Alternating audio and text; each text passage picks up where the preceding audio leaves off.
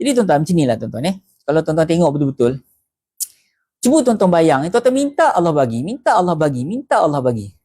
Sebenarnya benda tu, dia punya nikmat tu tak seberapa sebenarnya. Adalah nikmat dia seronok, tapi sekejap. Cuba tuan-tuan bayangkan, tuan-tuan minta satu jangka masa yang lama, lepas tu baru dapat. Betul tak dia?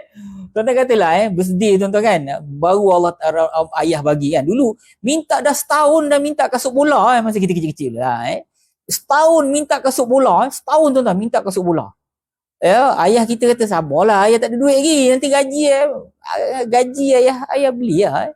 Tak beli tuan-tuan Dah lepas dekat setahun tuan-tuan, bila jadi kita, ayah kita buat tak tahu. Lepas tu tiba-tiba kita pun dah lupa bukan benda tu, kita dah putus harapan untuk minta kan. Lepas tu tiba-tiba bapak kita kata, tengok apa benda tu. Rupanya bapak kita bawa balik kasut bola kita. Kan bayang tuan-tuan, betapa kita punya happy tu. Kalau bapak kita kaya kan, nak kasut bola, nak ambil duit kau beli kasut bola. Seronok lah dapat, tapi dia tak sama macam yang pertama tadi, betul tak? Dia tak sama macam yang pertama tadi, setahun minta baru bapak bagi, baru dapat. Betul tak? Ataupun yang tuan-tuan jenis kumpul sendiri kan, satu hari kumpul 30 sen, barulah dapat beli bola ke apa kan.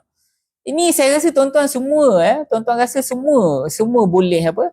Semua boleh dapat. Kenapa ni? Ada orang komplain ke saya tadabbur ayat ni? Sai Zurin. Oh ya, kakak tunggu 5 minit lah. Pergi solat kat Zurin. Nanti kena soal. Kenapa kau lambat solat hari tu? Aku dengar Ustaz Nasam bebel dah. Saya pula kena. Apa sangka kau bebel? Ngamuk. Nanti saya lah kena jawab mereka. Pergi solat juga, pergi solat.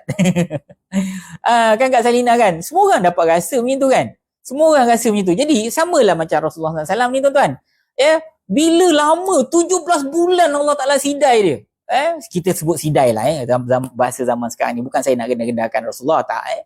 Allah Ta'ala tu sidai dia 17 bulan sekejap ke tuan-tuan. Lama, setahun setengah tuan-tuan minta hari-hari duk tengok langit, tengok ya Allah, tak cakap tengok langit Jadi cuba tuan-tuan bayangkan, bila hari yang mananya tuan-tuan, bila hari yang mana ayat ni turun, wah, cuba tuan-tuan bayang